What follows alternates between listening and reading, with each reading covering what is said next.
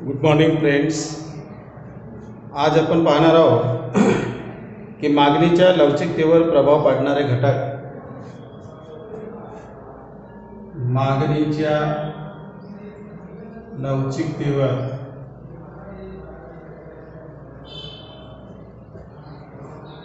प्रभाव पाडणारे घटक. म्हणजे याचा अर्थ असा होतो की मागणीच्या लवचिकतेवर कोणते घटक प्रभाव पाडतात किंवा कोणत्या घटकामुळे मागणी ही प्रभावित, म्हणजे मागणीची लवचिकता प्रभावित होत असते. आता मागणीची लवचिकता म्हणजे वस्तूच्या किमतीमध्ये वाढ झाली तर वस्तूच्या मागणीमध्ये किती प्रतिशत घट होईल किंवा त्याचा औसत जो प्रतिशत काढला जात असतो त्याच्या माध्यमातून मागणीची लवचिकता विचारात घेतली जात असते. वस्तूच्या किमती कमी झाल्या तर मागणी म्हणजे किती प्रमाणामध्ये वस्तूच्या किमती कमी झाल्या म्हणजे प्रतिशत प्रमाण काय आहे त्यांचा कमी होण्याचा, त्याचा परिणाम वस्तूच्या मागणीवर त्याचा काय परिणाम झाला, म्हणजे वस्तूची मागणी ही किती प्रतिशत प्रमाणामध्ये वाढत असते. अशा प्रकारच्या जे मागणीची लवचिकता आहे ही मागणीची लवचिकता एक वस्तूची किंमत आणि वस्तूची मागणी यांच्यामधील अनुपातिक संबंध दर्शवित असते. म्हणजेच एक प्रतिशत प्रमाण त्यांचं दर्शवित असते. त्याच्यानुसार आपण निर्धारित करत असतो की मागणीची लवचिकता ही एकक आहे, एककापेक्षा जास्त आहे किंवा एककापेक्षा कमी आहे. आता या वस्तूच्या किमतीचा प्रभाव त्या विशिष्ट वस्तूच्या मागणीच्या लवचिकतेवर तर पडत असतो, परंतु अजून काही असे घटक आहेत त्या घटकाचा परिणामसुद्धा मागणीच्या लवचिकतेवर होत असते. त्या वस्तूची मागणी ही कमी जास्त प्रमाणामध्ये केली जात असते आणि त्याचा परिणाम मागणीची लवचिकता ही कधी कमी असते, कधी जास्त असते, तर कधी वस्तूच्या किमतीच्या बरोबर असते किंवा त्या परिस्थितीचा आढावा घेतल्यानंतर आपल्याला असं आढळून येत असते की ती मागणीची लवचिकता ही एककाबरोबर असते. म्हणजे जेवढा बदल बाकीच्या बाबतीमध्ये झालेला असतो, वस्तूच्या किमतीमध्ये झालेला असतो, तेवढाच बदल आपल्याला त्या विशिष्ट वस्तूच्या मागणीच्या लवचिकतेवर झालेला दिसून येत असतो. तर ते पाहूया की कोणते घटक आहेत ज्याच्या घटकामुळे मागणीच्या लवचिकतेवर प्रभाव पडतो, म्हणजे मागणी ही कमी जास्त प्रमाणामध्ये होत असते. त्याच्यामध्ये पहिला आहे वस्तूचे स्वरूप. पहिला आहे वस्तूचे स्वरूप. वस्तूचे स्वरूप. आता याच्यामध्ये पाहिलं जात असते की वस्तूचे स्वरूप हे कसं आहे. आता वस्तूचे स्वरूप हे तीन प्रकारे वस्तूचे स्वरूप पाहिले जात असते. एक जीवनावश्यक वस्तू, दुसरा सुखसोयीच्या वस्तू आणि तिसरा जो प्रकार आहे ह्या चैनीच्या वस्तू. तर अशा प्रकारच्या तीन प्रकारच्या वस्तूचे कॅटेगरी केली जात असते. आता जीवनावश्यक ज्या वस्तू असतात ह्या जीवनावश्यक वस्तूच्या खरेदीवर जास्त प्रमाणामध्ये खर्च केला जात असतो आणि नंतर उरलेला जो काही पैसा असतो हा पैसा इतर सुखसोयीच्या वस्तूवर खर्च केला जात असतो आणि काही लोकांकडून चैनीच्या वस्तूची खरेदी केली जात असते. तर याच्यामध्ये आपल्याला असं म्हणता येईल की ज्या जीवनावश्यक वस्तू आहे या जीवनावश्यक वस्तूच्या किमतीमध्ये समजा बदल झाला तर त्याच्या मागणीवर जास्त प्रमाणामध्ये बदल होत नाही, कारण जीवनावश्यक वस्तूची जेवढी आवश्यकता असते तेवढी आपल्याला ती पूर्ण करावीच लागत असते, वस्तूच्या किमती कमी झाल्या तरी किंवा वस्तूच्या किमती वाढल्या तरी. म्हणून हे जे मागणीची लवचिकता आहे जीवनावश्यक वस्तूच्या संदर्भामध्ये, तर मागणीची लवचिकता ही कमी प्रमाणामध्ये असते. जीवनावश्यक वस्तूच्या मागणीची लवचिकता जी असते ही कमी प्रमाणामध्ये असते. त्याच्यामध्ये गहू, तांदूळ, मीठ, तेल ह्या अशा प्रकारच्या ज्या वस्तू आहेत ह्या जीवनावश्यक वस्तूमध्ये मोडतात. तर याच्या मागणीवर जास्त प्रमाणामध्ये परिणाम होत नाही. या उलट मोटार गाडी, स्कूटर किंवा रेफ्रिजरेटर यासारख्या ज्या वस्तूची मागणीची लवचिकता असते ही जास्त असते, कारण अशा प्रकारच्या ज्या वस्तू असतात ह्या चैनीच्या असतात आणि ह्या चैनीच्या वस्तू असल्यामुळे थोडीशी किंमत त्याच्यामध्ये बदल झाला की त्याचा मागणीवर इफेक्ट जास्त प्रमाणामध्ये होत असतो. म्हणून त्याचा परिणाम अशा प्रकारच्या चैनीच्या ज्या वस्तू असतात याची मागणीची लवचिकता ही जास्त असतो.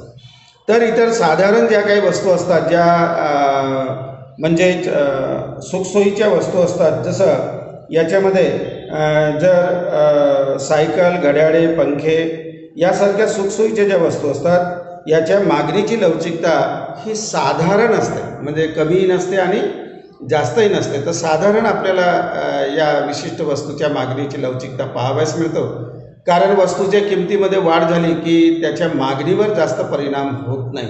तर अशा प्रकारे मागणीच्या लवचिकतेच्या संदर्भामध्ये जर विचार केला तर वस्तूचे स्वरूप कसे आहे, या वस्तूच्या स्वरूपावरून मागणीची लवचिकता निर्धारित केली जात असते. त्या जीवनावश्यक आहेत, सुखसोयीच्या आहेत की चैनीच्या आहेत, आणि त्यानुसार त्या विशिष्ट वस्तूची मागणी कमी जास्त प्रमाणामध्ये केली जात असते. वस्तूच्या किमतीमध्ये बदल झाला असला तर या वस्तूच्या स्वरूपावरून मागणीची लवचिकता निश्चित होत असते. दुसरं आहे सवयीच्या वस्तू. ज्या लोकांना सवयीच्या वस्तू, आता ज्या लोकांना वस्तू उपभोग करण्याची सवय आहे, जसं एखाद्याला एक शौकीन व्यक्ती असेल किंवा एखादा व्यक्ती त्या विशिष्ट वस्तूचा उपभोग घेण्यासाठी त्याच्या आहारी गेलेला असेल किंवा एखाद्याला एखाद्या वस्तूचा शौक असेल, तर अशा प्रकारचा व्यक्ती काय करतो की वस्तूच्या किमतीमध्ये कितीही बदल झाला तरी पण तो आपला शौक पूर्ण करण्यासाठी त्या विशिष्ट वस्तूची खरेदी करत असतो. म्हणजे याचाच अर्थ असा होतो की मागणीची जी लवचिकता असते ही कमी प्रमाणामध्ये असते. म्हणजे वस्तूच्या किमतीचा मागणीवर जास्त प्रमाणामध्ये प्रभाव पडत नाही. वस्तूच्या किमती कितीही कमी जास्त झाल्या तरी पण ती मागणी मात्र आपल्याला सारख्या प्रमाणामध्ये किंवा थोडंफार कमी प्रमाणामध्ये पाहावयास मिळते. म्हणजे मागणीची लवचिकता याच्यामध्ये साधारण स्वरूपाची असते असं आपल्याला म्हणता येईल. कारण ज्या लोकांना ही सवय जडलेली असते तर अशा प्रकारचे व्यक्ती कितीही वस्तूची किंमत वाढली तरी आपला शौक पूर्ण करण्यासाठी ती वस्तू खरेदी करतच असतात. म्हणून याच्या मागणीची लवचिकता ही कमी असते असं आपल्याला पाहावयास मिळते. वस्तूची किंमत. नेक्स्ट आहे वस्तूची किंमत. आता वस्तूच्या किमतीवरही डिपेंड करत असते की त्या विशिष्ट वस्तूची किंमत काय आहे. तर ज्या वस्तूच्या किमती ह्या जास्त असतात, ज्या विशिष्ट वस्तूच्या किमती ह्या जास्त असतात. आता वस्तूच्या किमती जास्त असणं म्हणजे त्या विशिष्ट वस्तू कोणत्या उपभोगासाठी आणल्या जात असतात याच्यावरती डिपेंड करत असते. तर ज्या वस्तूच्या किमती ह्या जास्त असतात त्याच्या किमतीमध्ये कमी जास्तपणा झाला की त्याची जी मागणी असते ही मागणी त्या विशिष्ट वस्तूच्या मागणीवर त्याचा परिणाम होतो. तर मागणी ही कशी असते, कमी लवचिक असते. तर अत्यंत जास्त किमतीच्या आणि अत्यंत कमी किमतीच्या, अत्यंत जास्त किमतीच्या आणि अत्यंत कमी किमतीच्या ज्या काही वस्तूच्या किमती असतात या वस्तूच्या किमतीचा परिणाम मागणीवर जास्त प्रमाणामध्ये होत नाही. कारण अत्यंत जास्त किमतीच्या ज्या काही वस्तू असतात ते श्रीमंत लोक खरेदी करतात अशा प्रकारच्या वस्तू, आणि श्रीमंत लोक खरेदी करत असल्यामुळे वस्तूच्या किमतीमध्ये वाढ झाली तरी त्यांची खरेदी मात्र कमी नाही होत. ज्या अत्यंत कमी किमतीच्या वस्तू असतात ते गरीब लोकांकडून खरेदी केले जात असतात, आणि गरीब लोकांकडून खरेदी केले जात असल्यामुळे त्याचा परिणाम जसं किंवा ज्यांच्या किमती अत्यंत एकदम कमी असतात, जसं माचीस झाला, एकतर पोस्टकार्ड झाले किंवा पिन झाले, अशा प्रकारच्या एक कधी काळी यूजमध्ये येणाऱ्या किंवा एकदम कमी किमतीच्या ज्या वस्तू असतात यांच्या किमतीमध्ये थोडंफार बदल झाला तरी पण त्यांच्या ज्या मागणीवर असतात हे मागणीवर जास्त प्रमाणामध्ये परिणाम होत नाही. म्हणजे ज्या वस्तूच्या किमती अत्यंत कमी आहे किंवा ज्या वस्तूच्या किमती ह्या अत्यंत जास्त आहेत, आता ह्या वस्तू खरेदी करणाऱ्या ज्यांच्या किमती जास्त आहेत ह्या खरेदी करणारे लोक कोण असतात, श्रीमंत लोक असतात. आणि अत्यंत कमी किमतीच्या ज्या वस्तू असतात ह्या कधी काळी यूजमध्ये येतात, त्यांच्या किमती किती थोडंफार कमी जास्त झाला तरी पण त्याच्या मागणीवर जास्त परिणाम होत नाही. म्हणजे या अशा प्रकारच्या वस्तूच्या किमतीचा परिणाम मागणीवर जास्त प्रमाणामध्ये होत नाही. म्हणून अशा प्रकारच्या मागणीची लवचिकता ही कमी प्रमाणामध्ये आपल्याला पाहावयास मिळतं. तर नेक्स्ट आहे विविध उपयोगी वस्तू. विविध उपयोगी वस्तू. काही वस्तू अशा असतात की त्यांचा विविध प्रकारे उपयोग केला जात असतो. म्हणजे एकच वस्तू पण विविध कामासाठी त्यांचा उपयोग केला जात असतो. आपण जर एक्झाम्पल पाहिलं तर इलेक्ट्रिसिटीचा आपण एक्झाम्पल घेऊया. इलेक्ट्रिसिटीचा उपयोग जो आहे हा दिवे म्हणजे उजेड करण्यासाठी आहे, आणि त्याचा पर्याय म्हणजे दुसरं एक उपयोग बी आपण करतो, जसं प्रेस लावणं, जेवण तयार करणं किंवा पाणी गरम करणं किंवा या अशा विविध कामासाठी इलेक्ट्रिकचा उपयोग केला जात असतो. तर जेव्हा जेव्हा अशा प्रकारच्या वस्तूंच्या किमतीमध्ये वाढ होते तेव्हा तेव्हा अतिरिक्त जो उपभोग होतो किंवा अतिरिक्त जो काही उपयोग केला जात असतो तो कमी प्रमाणामध्ये केला जात असतो. आणि जेव्हा अशा प्रकारच्या वस्तूच्या किमती कमी होतात तेव्हा त्याचा विविध कामासाठी उपयोग केला जात असतो. म्हणजे लाईट लावण्याव्यतिरिक्त विविध काम, पाणी गरम करणं, जेवण तयार करणं किंवा शेगडीच्या माध्यमातून इतर प्रकारचे कार्य करणं, प्रेस लावणं. तर आता काय आहे की इलेक्ट्रिसिटीचे रेट वाढलेले असल्यामुळे आपण ह्या सर्व गोष्टी करत नाही, त्याच्यामुळे एकाच कामासाठी त्याचा उपयोग केला जातो, म्हणजे त्याची डिमांड ही कमी होऊन जाते. म्हणजे याचाच अर्थ असा की मागणीची जी लवचिकता आहे ही जास्त प्रमाणामध्ये असते. अशा प्रकारच्या विविध प्रकारच्या वस्तूच्या संदर्भामध्ये जर आपण उपयोग केला तर या विशिष्ट वस्तूची मागणी ही कशी असते, लवचिक असते, जास्त प्रमाणामध्ये लवचिक असते. म्हणजे त्याच्या किंमत कमी झाल्या तर त्याची डिमांड वाढत असते आणि किंमत वाढली तर डिमांड एकदम कमी होत असते. तर अशा प्रकारच्या विविध प्रकारच्या उपयोगाच्या ज्या काही वस्तू आहेत ह्या उपयोगाच्या वस्तू ह्या विविध उपयोगाच्या वस्तूच्या जे मागणीवर आहे हा जास्त प्रमाणामध्ये किमतीचा प्रभाव पडत असतो. नेक्स्ट आहे पर्यायी वस्तू. पर्यायी वस्तू, आता एखाद्या वस्तू ह्या एक दुसऱ्याला पर्याय असतील, म्हणजे जसं साखरेच्या ऐवजी गुळाचा यूज करणं, चायपत्तीच्या ऐवजी कॉफीचा यूज करणं किंवा इतर प्रकारच्या ज्या काही वस्तू आहेत ज्या आपण पर्याय म्हणून त्यांचा उपयोग करतो, त्याचा परिणाम काय होतो की एखाद्या विशिष्ट वस्तूच्या किमती वाढल्या तर त्या विशिष्ट वस्तूचा उपभोग घेणं आपण बंद करतो आणि त्याला पर्यायी असणाऱ्या ज्या काही वस्तू असतात त्या विशिष्ट वस्तूचा उपभोग आपण जास्त प्रमाणामध्ये करत असतो. तर ज्या काही पर्यायी वस्तू असतात यांच्या मागणीची लवचिकता ही जास्त प्रमाणामध्ये असते. म्हणजे एखाद्या विशिष्ट वस्तूच्या किमती ह्या वाढलेल्या असतील तर आपण त्या विशिष्ट वस्तूचा उपभोग थांबवून देतो आणि त्याला पर्यायी असणाऱ्या वस्तूच्या डिमांडमध्ये जास्त प्रमाणामध्ये वाढ केली जात असते. मग लोक काय करतात, पर्यायी वस्तूच्या संदर्भामध्ये जर विचार करायचा झाला तर एखाद्या विशिष्ट वस्तूचा उपभोग कमी करून दुसऱ्या वस्तूचा उपभोग वाढवित असतात. म्हणजे पर्यायी वस्तूच्या संदर्भामध्ये जर आपण विचार केला तर त्याच्या मागणीची लवचिकता ही जास्त प्रमाणामध्ये असते. नेक्स्ट आहे पूरक वस्तू.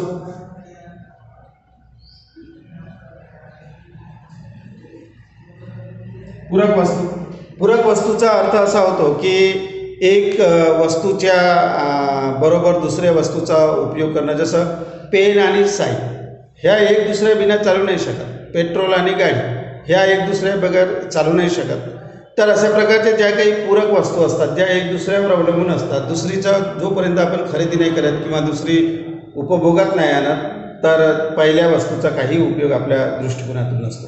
तर अशा प्रकारच्या पूरक वस्तू ज्या असतात ज्या एक दुसऱ्यावर अवलंबून असतात, अशा प्रकारच्या ज्या वस्तूच्या किमती समजा वाढल्या तर त्याचा परिणाम त्या विशिष्ट असणाऱ्या पूरक वस्तूच्या मागणीमध्ये कमीपणा येत असतो. आणि या विशिष्ट वस्तूच्या किमती कमी झाल्या तर याचा परिणाम त्या विशिष्ट वस्तूला जे काही पूरक असते वस्तू त्या पूरक वस्तूच्या किमती या डिमांड हे वाढत असते. पण याचा वाढीचा जो प्रमाण आहे, ज्या परस्पर पूरक वस्तू असतात यांच्या वाढीचा किंवा कमी होण्याच्या मागणीचा जो प्रमाण आहे हा कमी प्रमाणामध्ये असतो. म्हणून त्याची मागणी कशी असते, ही कमी लवचिक प्रमाणामध्ये असते. ज्या वस्तू परस्पर पूरक असतात त्यांची मागणी नेहमीच कमी प्रमाणामध्ये असते. कारण ह्या वस्तू काय असतात की स्वतंत्रपणे यांची मागणी केली जात नाही, कारण त्यांच्याबरोबर दुसऱ्याही वस्तूची मागणी करावी लागत असते. जसं स्कूटर झालं, पेन झालं किंवा पेन शाई किंवा स्कूटर आणि पेट्रोल झालं, तर एका वस्तूची आपण मागणी केली तर दुसऱ्या वस्तूची आपल्याला मागणी करावीच लागत असते. तर त्याच्यामुळे एक वस्तू खरेदी करताना आपल्या दुसऱ्या वस्तूचा उपयोग करावा लागतो, म्हणजे ती वस्तू पण आपल्याला खरेदी करावी लागत असते. म्हणून अशा प्रकारच्या वस्तूच्या मागणीची लवचिकता ही कमी प्रमाणामध्ये असते. नेक्स्ट आहे टिकाऊ वस्तू. टिकाऊ वस्तू, आता काही वस्तू अशा असतात की ज्या खरेदी केल्यानंतर दीर्घकाळपर्यंत टिकून राहतात आणि दीर्घकाळपर्यंत टिकून राहिल्या असल्यामुळे त्याचा साठा करणं आपल्याला आवश्यक असतं. आता साठा करणं आवश्यक असल्यामुळे आपण काय करतो की अशा प्रकारच्या वस्तू आपण खरेदी करतो, म्हणजे साठवून ठेवण्यासाठी आपण त्याला खरेदी करतो. तर साठवून आपण केव्हा ठेवू अशा प्रकारच्या वस्तू, जेव्हा त्या विशिष्ट वस्तूच्या किमती कमी झाल्या तर लोक काय करतात, मोठ्या प्रमाणामध्ये त्याची खरेदी करतात आणि अशा प्रकारच्या वस्तूची किंमत वाढली की त्यांची डिमांड एकदम कमी होऊन जात असते. तर अशा प्रकारच्या ज्या काही टिकाऊ वस्तू असतात, ज्यांची साठवणूक आपण करून ठेवू शकतो, तर अशा प्रकारच्या ज्या वस्तू असतात यांच्या मागणीची लवचिकता ही जास्त प्रमाणामध्ये असते. कारण अशा प्रकारच्या वस्तूच्या किमतीमध्ये घट झाली तर लोक साठवणूक ठेवण्यासाठी म्हणून त्या विशिष्ट वस्तू मोठ्या प्रमाणामध्ये खरेदी करतात आणि त्याची साठवणूक करून भविष्यकालीन त्याचा उपभोगामध्ये उपयोग आणत असतात. तर म्हणून अशा प्रकारच्या टिकाऊ वस्तूच्या संदर्भामध्ये जर आपण विचार केला तर टिकाऊ वस्तूच्या संदर्भामध्ये मागणीची लवचिकता ही जास्त असते. शीघ्रनाशी वस्तू,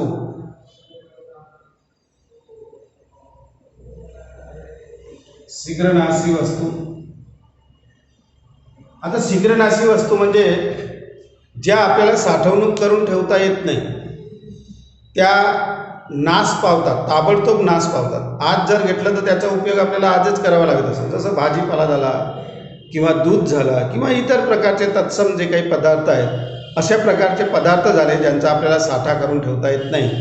तर या विशिष्ट वस्तूच्या किमती कमी झाल्या तर लोक जास्त प्रमाणामध्ये खरेदी नाही करणार, कारण त्याचा साठा नाही करून ठेवतात आपल्याला. किंवा या विशिष्ट वस्तूच्या किमतीमध्ये वाढ झाली तर आपण कमी प्रमाणामध्ये खरेदी नाही करणार, कारण अशा प्रकारच्या वस्तूचा जो उपयोग असतो हा दैनंदिन प्रमाणामध्ये घेतला जात असतो. म्हणून ज्या प्रमाणामध्ये त्या विशिष्ट प्रकारच्या वस्तू आपण खरेदी करतो तर त्या परिस्थितीमध्ये त्या वस्तू शीघ्रनाशी असल्यामुळे ताबडतोब त्याचा आपल्याला उपभोग घ्यावा लागतो. म्हणून याची जास्तही खरेदी नाही करता येत आणि कमीही खरेदी नाही करतात. म्हणजे कमी प्रमाणामध्ये थोडंफार होते पण जास्त प्रमाणामध्ये आपल्याला खरेदी करून नाही ठेवता येत, कारण या शीघ्रनाशी असतात, ताबडतोब नाश पावणाऱ्या असतात. म्हणून अशा प्रकारच्या वस्तूच्या मागणीची लवचिकता ही कमी असते. म्हणजे जास्त वस्तूच्या किमती कमी झाल्या की लोक जास्त प्रमाणामध्ये खरेदी नाही करू शकत, कारण अशा प्रकारच्या वस्तूचा साठा आपल्याला करून ठेवता येत नाही. म्हणून शीघ्रनाशी वस्तूच्या बाबतीमध्ये जर विचार केला तर शीघ्रनाशी वस्तू शीघ्रनाशी वस्तूच्या मागणीची लवचिकता ही कमी प्रमाणामध्ये आपल्याला दिसून येत असते. नेक्स्ट आहे वस्तूवर होणारा खर्च.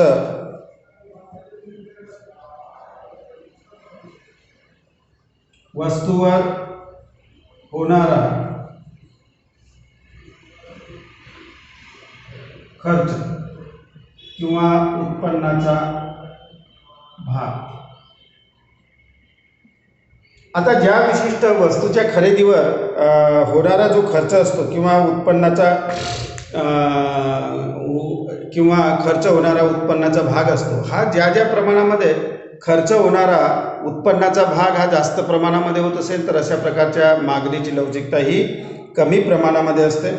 तर बराच भाग हा खर्च होतो त्या वस्तूच्या मागणीची, म्हणजे याचा अर्थ असा होतो की आपण आपले जे उत्पन्न आहे या उत्पन्नाचा बहुतेक भाग आपण त्या विशिष्ट वस्तूच्या मागणीवर खर्च करत असतो. आणि म्हणून उत्पन्नाचा बराचसा भाग जेव्हा ज्या विशिष्ट वस्तूच्या मागणीवर आपण खर्च करतो किंवा ती वस्तू खरेदी करण्याचा आपण प्रयत्न करतो तेव्हा अशा प्रकारच्या वस्तूच्या बाबतीमध्ये मागणीची लवचिकता ही जास्त असते. म्हणजे याच्यामध्ये जर आपल्याला उदाहरण द्यायचं झालं तर उदाहरणार्थ कापड, भांडी, ह्या ज्या काही वस्तू असतात या वस्तूवर आपल्याला जास्तीत जास्त प्रमाणामध्ये खर्च करावा लागत असतो. म्हणून अशा प्रकारच्या वस्तूच्या किमती कमी झाल्या तर मागणी एकदम वाढत असते, म्हणजे मागणीची लवचिकता ही जास्त असते. पण उत्पन्नाचा जो काही खर्च आहे हा खर्च जसं खूप कमी प्रमाणामध्ये होत असेल, आपण आपल्या उत्पन्नाचा भाग कधी काळी एखाद्या वस्तूवर खर्च करतो किंवा खूप कमी प्रमाणामध्ये करतो, तर अशा प्रकारच्या वस्तूच्या मागणीची लवचिकता ही कमी प्रमाणामध्ये असते. जसं सुई झालं, टाचणी झालं, आगपेटी झाली, याच्यावर होणारा आपला उत्पन्नाचा भाग एकदम कमी असतो. आणि अशा प्रकारच्या उत्पन्नाचा भाग कमी असल्यामुळे अशा प्रकारच्या वस्तूची किंमत कमी झाली म्हणून आपण मागणी नाही वाढवत त्याची. म्हणून अशा प्रकारच्या वस्तूच्या किमतीमध्ये बदल झाला तरी पण मागणी जास्त प्रमाणामध्ये कमी जास्त प्रमाणामध्ये होत नाही. म्हणून अशा प्रकारच्या वस्तूच्या मागणीची लवचिकता ही कमी प्रमाणामध्ये असते. पण ज्याच्यावर आपण उत्पन्नाचा भाग मोठ्या प्रमाणामध्ये खर्च करतो, आपले पूर्ण उत्पन्न, बहुतेक उत्पन्न हे त्या विशिष्ट वस्तूच्या खरेदीवर होते. म्हणून आपलं ते उत्पन्न वाचावे म्हणून लोक काय करतात की ज्या वस्तूवर जास्त प्रमाणामध्ये उत्पन्नाचा भाग खर्च होतो अशा प्रकारच्या वस्तूच्या किमती कमी झाल्या की त्या वस्तू जास्त प्रमाणामध्ये खरेदी करतात किंवा खरेदीची जी काही शक्यता आहे ही जास्त प्रमाणामध्ये वाढलेली आपल्याला आढळून येत असते. म्हणून उत्पन्नाचा भाग जास्त प्रमाणामध्ये खर्च वस्तूच्या खरेदीवर होत असेल तर त्याच्या मागणीची लवचिकता जास्त असते आणि उत्पन्नाचा बहुतेक एकदम कमी भाग खर्च होत असेल तर त्याच्या मागणीची लवचिकता ही कमी असते. नेक्स्ट आहे उपभोग स्थगित करण्याची शक्यता. उपभोग स्थगित करण्याची शक्यता. ज्या वस्तूच्या संदर्भामध्ये आपण पाहतो की आपल्याला उपभोग स्थगित करता येतो तर अशा प्रकारे वस्तूच्या मागणीची लवचिकता ही जास्त प्रमाणामध्ये आपल्याला आढळत असते. कारण वस्तूच्या किमतीमध्ये वाढ झाली तर आपण काय करतो, त्याचा उपभोग थांबवून देतो. पण वस्तूच्या किमतीमध्ये घट झाली की त्याचा उपभोग आपण जास्त प्रमाणामध्ये वाढवतो. म्हणजे ताबडतोब त्या विशिष्ट वस्तूच्या खरेदीकडे लोकांचं प्रयत्न असते. म्हणून अशा प्रकारच्या वस्तूच्या मागणीची लवचिकता ही जास्त प्रमाणामध्ये असते, ज्यांचा उपभोग आपल्याला स्थगित करण्याची शक्यता असते. किंवा एखाद्या विशिष्ट वस्तूच्या संदर्भामध्ये जर विचार केला तर आपण फ्युचरमध्ये तशा प्रकारच्या वस्तू ह्या त्याचा उपभोग स्थगित करण्याची जर शक्यता असेल तर अशा प्रकारच्या वस्तू आपण त्या वस्तूच्या किमती विचारात घेऊन करत असतो. तर वस्तूच्या किमतीमध्ये वाढ झाली की मागणी कमी होते आणि वस्तूच्या किमतीमध्ये घट झाली तर मागणी जास्त प्रमाणामध्ये वाढते. कारण अशा प्रकारच्या वस्तूचा स्थगन आपल्याला करता येतो, म्हणजे तेवढी खरेदी आपल्याला थांबविता येते. म्हणून वस्तूच्या किमती वाढल्या की आपण त्याचा जो उपयोग आहे हा थांबवून देतो आणि अशा प्रकारच्या वस्तूच्या किमतीमध्ये घट झाली की ताबडतोब आपण त्या वस्तू खरेदी करतो. म्हणजे डिमांड एकदम वाढत जात असते. म्हणजे ज्या विशिष्ट वस्तूच्या संदर्भामध्ये मागणी जी उपभोग्य स्थगित करण्याची शक्यता असते अशा प्रकारच्या वस्तूच्या मागणीची लवचिकता ही जास्त असते असं आपल्याला आढळून येत असतं. पण ज्या वस्तूची खरेदी आपल्याला पुढे ढकलता येत नाही, काही ते आवश्यक असते आपल्याला, जसं औषधं झालं, अन्नधान्य औषधं झालं, यांचा आपल्याला उपभोग सामोर नाही ढकलता येत. आपल्याला आवश्यक असलं तर घ्यावंच लागत असतं. तर अशा प्रकारच्या मागणीची लवचिकता ही कमी प्रमाणात असते. काळाचा परिणाम तर याच्यावरती या मागणीच्या लवचिकतेचा काळाचा सुद्धा परिणाम होत असतो. मागणीच्या लवचिकतेवर मागणीची लवचिकता ही काळानुसारही सुद्धा बदलत असते. जसं दीर्घकाळ असेल किंवा अल्पकाळ असेल. अल्पकाळामध्ये काय होतं की लोक अल्पकाळामध्ये जास्त प्रमाणामध्ये मागणी ही थांबवू नाही शकत किंवा त्याचा उपभोग जास्त प्रमाणामध्ये घेऊ नाही शकत. अल्पकाळामध्ये वस्तूची जर खरेदी करावायची असेल तर त्या विशिष्ट वस्तू जास्त प्रमाणामध्ये खरेदी केल्या जात नाही जर तो उपभोग हा अल्पकाळ असेल तर अशा प्रकारचा कालावधी जर असेल हा कमी प्रमाणामध्ये असेल तर अशा प्रकारच्या वस्तूच्या मागणीची लवचिकता ही कमी प्रमाणामध्ये असते. पण कालावधी हा दीर्घकाळपर्यंत असेल तर दीर्घ कालावधीमध्ये त्या विशिष्ट म्हणजे फ्युचरमध्ये आपल्याला माहिती असते की ह्या जो दीर्घकाळ आहे दीर्घकाळामध्ये आपल्याला वस्तूच्या किमतीबद्दलची माहिती प्राप्त होऊन जात असते. पण अल्पकाळामध्ये आपल्याला कल्पना येत नाही वस्तूच्या किमती या बदलणार आहेत किंवा त्याच्यामध्ये काय परिवर्तन होणार आहे. अल्पकाळामध्ये आपल्याला समजून नाही येत. म्हणून आपण काय करतो की अशा प्रकारच्या वस्तू आपण ठरलेल्या प्रमाणेच घेत असतो. पण दीर्घकाळपर्यंत असेल तर कालावधी हा दीर्घ असेल तर त्या कालावधीमध्ये आपल्या लक्षात येते की फ्युचरमध्ये त्या विशिष्ट वस्तूच्या किमतीमध्ये वाढ होणार आहे की घट होणार आहे आणि वाढ होणार आहे घट होणार आहे कितीपर्यंत वाढणार आहेत कितीपर्यंत कमी होणार आहेत. तर अशा प्रकारच्या कालावधीनुसार त्या विशिष्ट वस्तूची मागणी केली जात असते आणि त्याचा परिणाम त्या मागणीची लवचिकता आपल्याला कालावधीनुसार पाहावयास मिळतो. तर अल्पकाळ असेल तर मागणीची लवचिकता ही कमी असते आणि दीर्घकाल असेल तर मागणीची लवचिकता ही जास्त असते. कारण अल्पकाळामध्ये वस्तूच्या किमतीचा आपल्याला अंदाज घेता येत नाही, पण दीर्घकाळामध्ये वस्तूच्या किमतीचा आपल्याला अंदाज घेऊन आपण त्या विशिष्ट वस्तूच्या किमती वाढत असेल तर वर्तमान काळामध्ये आपण त्या विशिष्ट वस्तूची खरेदी मोठ्या प्रमाणामध्ये करतो आणि भविष्यामध्ये त्या विशिष्ट वस्तूच्या किमती कमी होणार असतील तर आपण त्या विशिष्ट वस्तूची मागणी ही कमी प्रमाणामध्ये करत असतो. तर अशा प्रकारे कालावधीचा परिणामसुद्धा त्या विशिष्ट वस्तूच्या मागणीवर होत असतो. म्हणून अल्प काळ असेल तर मागणीची लवचिकता कमी आणि दीर्घ काळ असेल तर मागणीची लवचिकता ही जास्त असते. तर अशा प्रकारे या विशिष्ट वस्तूचा परिणाम त्या विशिष्ट वस्तूच्या मागणीवर होतो. या विशिष्ट वस्तूच्या परिणामामुळे त्या विशिष्ट वस्तूच्या मागणीची लवचिकता ही कमी जास्त प्रमाणामध्ये आपल्याला पाहावयास मिळतं आणि त्याच्यामुळे हे जे उपभोक्ते असतात, उपभोक्ते आपल्या त्या विशिष्ट वस्तूच्या खरेदीसंबंधीचा निर्णय घेत असतात. तर हे झालं मागणीच्या लवचिकतेवर प्रभाव पाडणारे घटक, की कोणत्या प्रभावामुळे मागणीची लवचिकता ही कमी किंवा जास्त असते, किंवा कोणत्या वस्तूच्या संदर्भात किंवा कोणत्या कालावधीमध्ये, किंवा वस्तूचे स्वरूप कसे आहे, वस्तूच्या किमती कशा आहेत, उपभोग कसा आहे, या सर्व बाबीचा विचार या वस्तूच्या मागणीच्या लवचिकतेमध्ये विचारात घेतला जात असतो. आता आपण पाहूया की मागणीच्या लवचिकतेचे व्यावहारिक महत्त्व काय आहे. हे झालं प्रभाव पाडणारे घटक. आता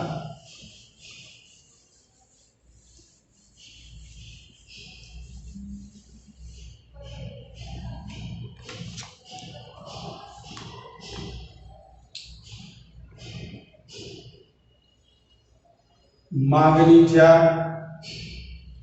लवचिकतेचे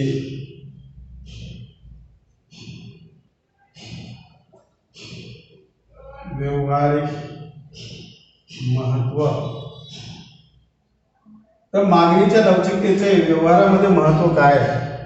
आपण या मागणीची लवचिकता या ठिकाणी शिकलेली आहे, पण व्यवहारामध्ये त्याचा काय उपयोग केला जात असतं, एवढं महत्त्व काय आहे आणि कोणत्या कोणत्या क्षेत्रामध्ये त्याचं महत्त्व आहे, कोणत्या व्यक्तीच्या संदर्भामध्ये त्याचं महत्त्व आहे, की या मागणीच्या लवचिकतेचा अभ्यास करून त्यांना आपला निर्णय घ्यावे लागत असतात. तर त्याच्यामध्ये पहिला आहे की कर आकारण्याच्या दृष्टीने. पहिला आहे सरकारला कर आकारण्याच्या दृष्टीने. आता सरकारला कराची आकारणी करावायची असेल तर सरकार काय करतो की सरकार मागणी त्या विशिष्ट वस्तूच्या मागणीची लवचिकता ही कशी आहे, जास्त आहे कमी आहे याचा अभ्यास करतो. ज्या विशिष्ट वस्तूच्या मागणीची लवचिकता ही जास्त असते, म्हणजे वस्तूच्या किमतीमध्ये वाढ गेली की लोकांची डिमांड एकदम कमी होऊन जाते आणि वस्तूच्या किमती कमी केल्या की वस्तूची डिमांड ही वाढत असते. अशा प्रकारच्या वस्तूवर कराची आकारणी कशा पद्धतीने करावी यासाठी मागणीची लवचिकता विचारात घेऊन कर आकारणी केली जात असते. ज्या विशिष्ट वस्तूच्या किमतीमध्ये वाढ केली असता त्याचा मागणीवर जास्त प्रमाणामध्ये परिणाम होतो, म्हणजे त्या विशिष्ट वस्तूची मागणी ही जास्त प्रमाणामध्ये बदलत असते किंवा त्याची लवचिकता जास्त प्रमाणामध्ये असते, तर सरकार अशा प्रकारच्या वस्तूच्या किमतीमध्ये जास्त प्रमाणामध्ये बदल नाही करू शकत. कारण अशा प्रकारच्या वस्तूच्या किमती वाढल्या की डिमांड एकदम कमी होते, तर अजून कराच्या माध्यमातून त्याच्यावर वाढ केली तर नाईलाजास्तव लोक काय करतील, त्या विशिष्ट वस्तूची खरेदी थांबवतील आणि वस्तूची खरेदी थांबवलं की बाजारपेठेमध्ये काय होईल, मालाचा साठा पडून राहील. मालाचा साठा पडून राहिला तर त्याचा परिणाम उत्पादक त्या विशिष्ट वस्तूचे उत्पादन करणार नाही आणि त्यांनी उत्पादनामध्ये कपात केली किंवा उत्पादन केंद्र बंद केलं, मालाचा उठाव होत नसल्यामुळे, तर त्या औद्योगिक क्षेत्रामध्ये काम करणारे जे मजूर आहेत किंवा कामगार आहेत किंवा कर्मचारी आहेत हे कामावरून कमी केले जातील. परिणामतः देशामध्ये बेरोजगारीची परिस्थिती निर्माण. तर अशा प्रकारचं हे चक्र असते. एखाद्या करामध्ये वाढ गेली किंवा घट गेली तर त्याचा परिणाम त्या विशिष्ट वस्तूच्या उत्पादनावर होत असतो. म्हणून सरकार कराची आकारणी करत असताना काय करत असते, त्या विशिष्ट वस्तूच्या मागणीची लवचिकता विचारात घेत असते. ज्याची जास्त प्रमाणामध्ये लवचिकता असेल अशा प्रकारच्या वस्तूच्या किमतीमध्ये बदल नाही करता येत, पण ज्याची मागणीची लवचिकता ही कमी असते, म्हणजे वस्तूच्या किमतीमध्ये वाढ झाली किंवा घट झाली तरी पण मागणीवर काही परिणाम होत नाही, अशा प्रकारच्या वस्तूच्या संदर्भामध्ये सरकार काय करतो, त्या विशिष्ट वस्तूच्या किमतीमध्ये वाढ करण्याचा प्रयत्न करतो. म्हणजे कराची आकारणी अशा प्रकारच्या वस्तूवर केली जात असते. म्हणून कराची आकारणी करताना कोणत्या व्यक्तीवर कर जास्त प्रमाणामध्ये आकारावे आणि कोणत्या व्यक्तीवर कमी प्रमाणामध्ये आकारावे, कोणत्या वस्तूवर जास्त प्रमाणामध्ये कराची आकारणी करावी आणि कोणत्या वस्तूवर कराची आकारणी कमी प्रमाणात करावी हे निर्धारित करण्यासाठी सरकारला कर आकारण्याच्या दृष्टीने मागणीची लवचिकता ही महत्त्वाची ठरत असते किंवा त्याच्या दृष्टिकोनातून व्यावहारिक महत्त्व आहे. नेक्स्ट आहे उत्पादकांच्या दृष्टीने महत्त्व. उत्पादकांच्या दृष्टीने महत्त्व.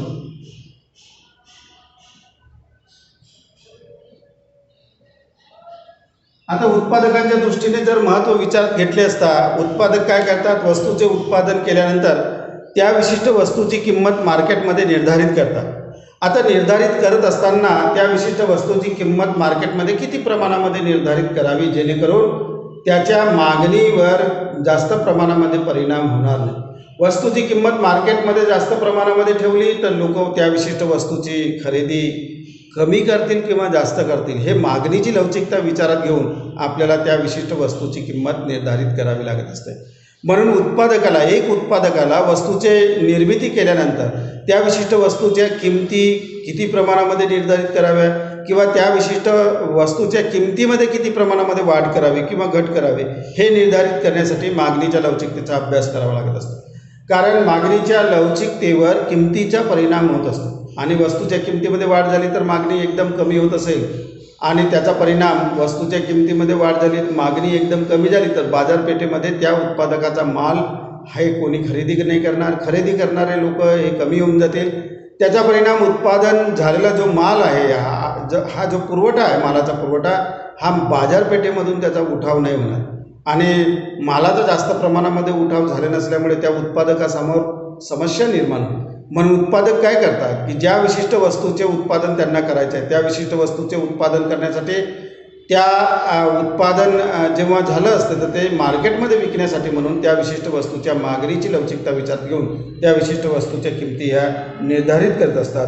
तर अशा प्रकारे एक उत्पादकाला ज्या विशिष्ट वस्तूच्या मागणीची लवचिकता कमी आहे अशा प्रकारच्या वस्तूच्या किमती जास्त ठेवल्या तरी मागणी कमी जास्त प्रमाणामध्ये होत नाही. तर अशा प्रकारच्या वस्तूच्या किमतीमध्ये बदल करणं उत्पादकाला सोयीस्कर ठरत असते. पण ज्या वस्तूच्या किमतीमध्ये वाढ केली त्याचा परिणाम मागणीवर फार होतो, म्हणजे मागणी एकदम कमी किंवा जास्त होते, अशा प्रकारच्या वस्तूच्या किमतीमध्ये जास्त बदल करता येत नाही. तर अशा प्रकारची परिस्थिती उत्पादकांच्या संदर्भामध्ये आपल्याला पाहावयास मिळतो. म्हणजे उत्पादकाच्या दृष्टिकोनातून एक व्यावहारिक दृष्टिकोनातून मागणीची लवचिकता ही विचारात घेणं आवश्यक असते. म्हणून त्याच्या उत्पादकाच्या दृष्टीतून मागणीची लवचिकतेचे महत्त्व जास्त प्रमाणामध्ये. नेक्स्ट आहे एकाधिकाराच्या दृष्टिकोनातून. एकाधिकाराच्या दृष्टीने आता एकाधिकारी म्हणजे असा व्यक्ती असतो ज्याला वस्तूचे उत्पादन करण्याचा अधिकार मिळालेला असतो. एकाच व्यक्तीला अधिकार मिळालेला असतो. एकाधिकार म्हणजे एकाच व्यक्तीला अधिकार मिळणे किंवा त्या विशिष्ट वस्तूची विक्री करण्याचा अधिकार एकाच व्यक्तीला मिळालेला असतो. म्हणजे ज्यांना परवाना मिळालेला असेल अशा प्रकारच्या व्यक्तींचा समावेश एकाधिकारामध्ये होत असतो. म्हणजे गव्हर्नमेंटकडून ज्यांना परवाना मिळाला असेल की ही वस्तू विकण्याचा फक्त तुम्हाला अधिकार आहे, तर त्या विशिष्ट वस्तू इतर लोक नाही विकू शकत. कारण इतर लोकांनी विकण्याचा प्रयत्न केला तर त्याच्यावर कायदेशीर कारवाई होऊ शकते, कारण त्याच्याकडे त्या विशिष्ट वस्तूचे उत्पादन करण्याचा किंवा विक्रीचा परवाना नाही आहे.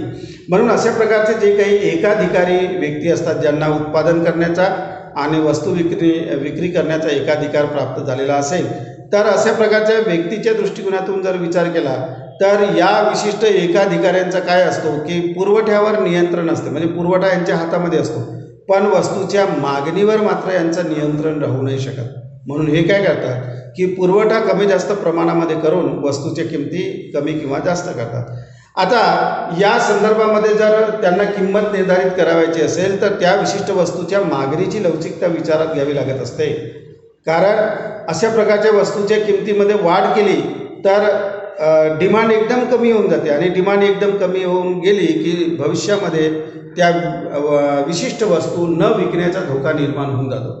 म्हणून एकाधिकाऱ्याला आपली किंमत निर्धारित करताना मागणीच्या लवचिकतेचा विचार करावा लागत असतो. आता एकाधिकारी आहे, मार्केटमध्ये एकालाच अधिकार मिळालेला आहे वस्तू विक्री करण्याचा, याचा अर्थ तो अतोनात किंमत नाही वसूल करू शकत ग्राहकाकडून किंवा दुसरे स्पर्धक नाही म्हणून आपण आपल्या वस्तूची किंमत जास्त प्रमाणामध्ये ठेवावी. कारण लोक काय करतात की अशा प्रकारच्या वस्तूच्या किमतीमध्ये वाढ झाली तर दुसरी वस्तू खरेदी करण्याचा प्रयत्न करतात, त्या वस्तूचा उपभोग एकदम थांबवून देतात किंवा कमी प्रमाणामध्ये करतात. म्हणून एकाधिकाऱ्याला आपल्या वस्तूची किंमत निर्धारित करताना त्या विशिष्ट वस्तूच्या मागणीची लवचिकता कमी आहे किंवा जास्त आहे याचा विचार करून त्या विशिष्ट वस्तूच्या किमती निर्धारित कराव्या लागत असतात. म्हणून एकाधिकाऱ्याच्या दृष्टीने मागणीची लवचिकता ही एक महत्त्वाची लवचिकता विचारात घेऊन त्याला उपयोग करावा लागत असतो. म्हणून एकाधिकाऱ्याच्या दृष्टिकोनातून मागणीची लवचिकता ही महत्त्वपूर्ण भूमिका बजावित असते. संयुक्त उत्पादनात महत्त्व. संयुक्त उत्पादनात महत्त्व. आता संयुक्त उत्पादन म्हणजे काही वस्तू असे असतात की ज्यांचे उत्पादन एकाच उत्पादकाकडून केले जात असते, पण एकाच ठिकाणी 2-3 वस्तूचे उत्पादन केले जात असते. आता संयुक्त उत्पादन म्हणजे एकाच ठिकाणी एकाच औद्योगिक केंद्रामध्ये 2 किंवा त्यापेक्षा जास्त वस्तूचे उत्पादन एकाच ठिकाणी होत असेल तर प्रत्येक वस्तूवर येणारा जो उत्पादन खर्च आहे हा उत्पादन खर्च त्याचा अंदाज आपल्याला बरोबर बांधता येत नाही. मग अशा प्रकारच्या वस्तू मार्केटमध्ये कशा प्रकारच्या त्याच्या किमती निर्धारित कराव्या हा एक प्रश्न एक संयुक्त उत्पादन करणाऱ्या उत्पादकासमोर निर्माण होत असतो. मग अशा प्रकारच्या वस्तूची किंमत निर्धारित करताना तो उत्पादक काय करतो की समजा त्याने 3 वस्तूचे उत्पादन एकाच वेळेस केले तर त्याच्यावर येणारा जो सामूहिक खर्च आहे त्याच्या लक्षात येईल, पण प्रत्येक वस्तूला किती खर्च आला हे काढणं मात्र कठीण असते. कारण एकाच उत्पादक साधनांच्या माध्यमातून एकाच रॉ मटेरियलमधून त्या वस्तू निर्मित होत असतील तर प्रत्येक वस्तूला येणारा खर्च किती आला हे काढणं कठीण असते. मग तो वस्तूची किंमत निर्धारित करताना मात्र त्याला अडचणी निर्माण होत असतात. म्हणून तो काय करतो की संयुक्त जे उत्पादन घेणारे उत्पादक आहेत त्या वस्तूची किंमत निर्धारित करताना त्या 3 वस्तूपैकी कोणत्या वस्तूच्या मागणीची लवचिकता जास्त आहे आणि कोणत्या वस्तूच्या मागणीची लवचिकता कमी आहे याचा बाजारपेठेमध्ये विचार करून त्या विशिष्ट वस्तूची किंमत निर्धारित करत असते. या 3 वस्तूपैकी ज्या वस्तूच्या मागणीची लवचिकता जास्त आहे म्हणजे वस्तूच्या किमतीमध्ये बदल झाला तर डिमांडमध्येही मोठ्या प्रमाणामध्ये बदल होतो, तर अशा प्रकारच्या वस्तूच्या किमती मार्केटमध्ये कमी प्रमाणामध्ये आकारतो कोण? एकाधिकारी, उत्पादक किंवा विक्रेता. परंतु ज्या विशिष्ट वस्तूच्या मागणीची लवचिकता कमी आहे म्हणजे वस्तूच्या किमतीमध्ये वाढ केली घट केली तरी मागणीवर फारसा परिणाम होत नाही, तर अशा प्रकारच्या वस्तूच्या किमती मार्केटमध्ये जास्त ठेवून तो आपला उत्पादन खर्च काढू शकतो. तर म्हणून अशा प्रकारचे जे संयुक्त उत्पादन घेणारे जे काही उत्पादक आहेत किंवा ज्या विशिष्ट वस्तूची विक्री हे संयुक्तरित्या मार्केटमध्ये केली जात असते तर अशा प्रकारच्या वस्तूच्या किमती निर्धारित करण्यासाठी म्हणजे संयुक्त उत्पादकांना ज्या संयुक्त वस्तूचे उत्पादन करणाऱ्या उत्पादकांना मागणीची लवचिकता ही विचारात घेऊन त्या विशिष्ट वस्तूच्या किमती निर्धारित कराव्या लागत असतात. म्हणून संयुक्त उत्पादकाच्या दृष्टीने मागणीची लवचिकता ही महत्त्वपूर्ण भूमिका पार पाडत असते. उत्पादक घटकांचा मोबदला ठरविण्यासाठी उत्पादक घटकांचा मोबदला ठरविण्यासाठी आता उत्पादक घटक जे काही असतात ते उत्पादक घटकाचा मोबदला आपल्याला ठरवावा लागत असते. कारण त्यांच्या योग्य प्रमाणामध्ये मोबदला जर आपण दिला नाही तर त्याचा परिणाम आपल्या उत्पादनावर होत असतो. म्हणून उत्पादक घटकांना किती प्रमाणामध्ये त्यांचा मोबदला द्यावा हे निश्चित करताना मागणीच्या लवचिकतेचा विचार करावा लागत असतो. आता याच्यात मागणीच्या लवचिकतेची भूमिका काय आहे तर जे काही उत्पादक घटक आहेत त्या उत्पादक घटकांची मागणीसुद्धा केली जात असते. मार्केटमध्ये उत्पादक घटकांचा देण्यात येणारा मोबदला हा कमी प्रमाणामध्ये असेल तर आपल्या उत्पादन केंद्रातून उत्पादक घटक काय करतात दुसऱ्या उत्पादन केंद्रामध्ये जातात, त्याचा परिणाम आपले उत्पादन ठप्प होऊन जाते.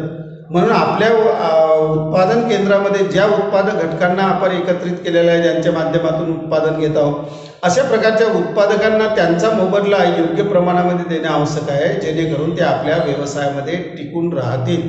मजुराचा प्रश्न आहे किंवा भूमीला भाटक आहे किंवा कच्च्या मालाची खरेदी आहे किंवा कच्च्या मालाचा पुरवठा आहे तर भूमी श्रम आणि भांडवल किंवा पुंजी आहे. तर अशा प्रकारचे जे काही उत्पादकाचे घटक आहेत या उत्पादकांच्या घटकांचा योग्य प्रमाणामध्ये मोबदला देण्यासाठी म्हणून त्यांच्या मागणीची लवचिकता विचारात घेतली जात असते. जसं भांडवलाच्या संदर्भामध्ये जर आपण विचार केला तर त्याच्यावर व्याज कमी दिलं तर लोक काय करतील आपले भांडवल त्या व्यवसायातून काढून दुसरीकडे जिथं जास्त व्याज मिळते त्या ठिकाणी करतील. म्हणून त्याचा व्याज निर्धारित करण्यासाठी किंवा त्यांच्यावर जे शेअर मार्केट असेल शेअर मार्केटमध्ये आपण अंश विक्रीला काढले शेअर विक्रीला काढले तर त्याच्यावर देण्यात येणारा लाभांश हा जास्त प्रमाणामध्ये असेल तर लोक काय करतील की आपल्या व्यवसायामध्ये इन्व्हेस्टमेंट करतील. अन्यथा लाभांश हा कमी प्रमाणामध्ये असेल तर आपल्या व्यवसायामध्ये इन्व्हेस्टमेंट करणार नाही. म्हणजे याचाच अर्थ असा की त्यांच्या मागणीची लवचिकता विचारात घेऊन आपल्याला त्या विशिष्ट उत्पादक घटकांना त्यांचा मोबदला द्यावा लागत असतो. त्यांच्या मागणीची लवचिकता जास्त असेल तर आपल्याला फारसा बदल करता येत नाही, आणि त्यांच्या मागणीची लवचिकता जर कमी असेल तर आपण थोडीफार कमी व्याज किंवा कमी मजदुरी जरी दिली तरी त्याचा फारसा परिणाम आपल्या उत्पादक घटकावर होणार नाही. म्हणून उत्पादक घटकांचा मोबदला देण्याच्या दृष्टिकोनातून एक उत्पादकाला मागणीची लवचिकता विचारात घेणं आवश्यक आहे. त्याच्या दृष्टिकोनातून उत्पादक घटकांना मोबदला ठरविण्यासाठी मागणीच्या लवचिकतेचे महत्त्व जास्त प्रमाणामध्ये आहे. नेक्स्ट आहे श्रमिक संघाच्या दृष्टीने महत्त्व. श्रमिक संघाच्या दृष्टीने महत्त्व. आता श्रमिक संघाच्या दृष्टीने महत्त्व म्हणजे याचा अर्थ असा होतो की जे श्रमिक संघ असतात, आणि श्रमिक संघ कशासाठी उभारले जातात की आपल्या कर्मचाऱ्यावर किंवा श्रमिकावर कोणत्याही प्रकारचे अन्याय होऊ नये, त्यांनी केलेल्या कामाचा मोबदला योग्य प्रमाणामध्ये मिळावा म्हणून हे श्रमिक संघ निर्माण झालेले असतात. आणि श्रमिक संघ हे नेहमी त्या आपल्या श्रमिकांना वाढीव दराने मजुरी मिळावी या दृष्टिकोनातून ते प्रयत्न करत असतात. तर या संदर्भामध्ये जर आपण विचार केला तर श्रमिक संघाच्या बाबतीमध्ये श्रमिकांची मागणी ही किती प्रमाणामध्ये लवचिक आहे, जास्त आहे किंवा कमी आहे याचा विचार करणं आवश्यक असते. तर ज्या श्रमिकांची मागणी ही कमी लवचिक असेल अशा प्रकारच्या श्रमिकांना कमी मजुरी दिली तरी चालेल, म्हणजे त्यांच्या बाबतीमध्ये कमी डिमांड मजुरीची केली तरी चालेल श्रमिक संघाकडून. पण ज्यांच्या मागणीची लवचिकता ही जास्त आहे, म्हणजे थोडंफारही जर आपल्याला कमी प्रमाणामध्ये मजदुरी मिळाली तर लोक ते उठाव करतात, संप करतात, नारेबाजी करतात किंवा धरणे देतात. तर अशा प्रकारचं वातावरण हे व्यावसायिक संघटनेमध्ये किंवा औद्योगिक क्षेत्रामध्ये दूषित वातावरण निर्माण होऊ शकते. म्हणून अशा प्रकारचे वातावरण निर्माण होऊ नये म्हणून अशा प्रकारच्या मजुरांची मजुरी वाढवून घेण्यामध्ये उत्पादकही सहमती होतात आणि श्रमिक संघही वारंवार ती मजुरी वाढवण्याचा प्रयत्न करतात. तर श्रमिक संघांना हे श्रमिकांच्या मागणीच्या लवचिकतेचा विचार करून त्या विशिष्ट मजुरांची मजुरी वाढविण्यासाठी प्रयत्न करावे लागत असतात. ज्या ठिकाणी श्रमिकांचा खूप मोठा साठा असल्यामुळे त्या विशिष्ट वस्तूच्या त्या विशिष्ट श्रमिकांच्या मजुरीमध्ये वाढ करावी, म्हणजे उत्पादकाकडून त्याची जास्त वेतनाची मागणी करावी हे शक्य होणार नाही. पण ज्यांच्यामुळे जे काही असे प्रकारचे श्रमिक असतात, प्रशिक्षित श्रमिक असतात, त्यांचा साठा हा कमी प्रमाणामध्ये असेल तर अशा प्रकारच्या मजुरांना जास्त प्रमाणामध्ये किंवा श्रमिकांना जास्त प्रमाणामध्ये मजदुरी मिळणं आवश्यक असते. आणि हे जर कमी प्रमाणामध्ये मिळत असेल तर त्यांच्या लवचिकता जास्त प्रमाणामध्ये असेल, म्हणजे जोपर्यंत मजदुरी वाढवणार नाही तोपर्यंत हे टिकून राहणार नाही अशी जर परिस्थिती असेल तर ते वाढविण्यासाठी प्रयत्न केले जात असतात श्रमिक संघाकडून.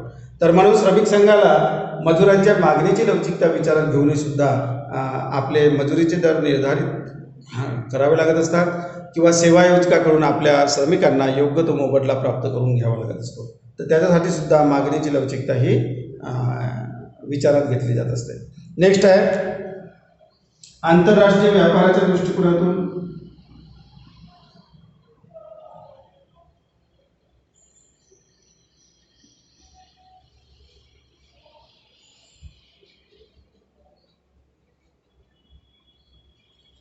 आंतरराष्ट्रीय व्यापाराच्या दृष्टिकोनातून जर विचार केला तर आंतरराष्ट्रीय व्यापारसुद्धा काही शर्ती व अटीच्या संदर्भामध्ये आंतरराष्ट्रीय व्यापार चालत असतो. तर देशातून विदेशात असणारी मागणी ही कमी लवचिक असेल तर अशा प्रकारच्या वस्तूच्या किमती ह्या जास्त ठेवणं आवश्यक आहे, कारण आंतरराष्ट्रीय व्यापारामध्ये सुद्धा वस्तूच्या किमती ह्या वेगवेगळ्या असतात. तर देशांतर्गत ज्या काही वस्तू असतात त्यांची मागणीची लवचिकता विदेशामध्ये कमी प्रमाणामध्ये असेल तर त्याची किंमत ही जास्त प्रमाणामध्ये ठेवली तर आवश्यक, म्हणजे ठेवणं हे त्या आंतरराष्ट्रीय व्यापारामध्ये शक्य होत असते. पण ज्यांच्या मागणीची लवचिकता ही जास्त प्रमाणामध्ये आहे तर आपल्याला किंमत जास्त प्रमाणामध्ये ठेवणं परवडणार नाही. तर आंतरराष्ट्रीय व्यापारामध्ये किंमत निर्धारित करताना मागणीची लवचिकता सुद्धा विचारात घेतली जात असते. तर अशा प्रकारच्या जे काही मागणीची लवचिकता आहे, ही मागणीची लवचिकता विचारात घेऊन आंतरराष्ट्रीय व्यापाराचे देवघेवीचे व्यवहार केले जात असतात. नेक्स्ट आहे सार्वजनिक उपयुक्ततेचे व्यवसाय. सार्वजनिक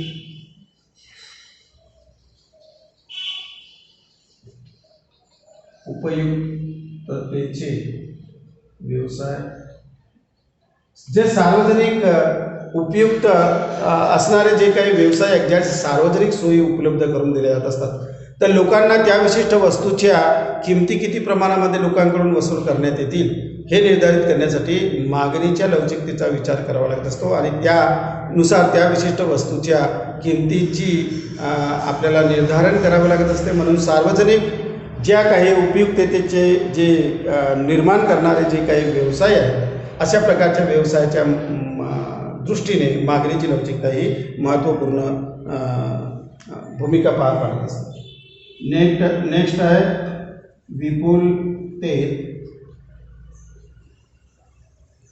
विपुलतेत दारिद्र्याची कारणमीमांसा.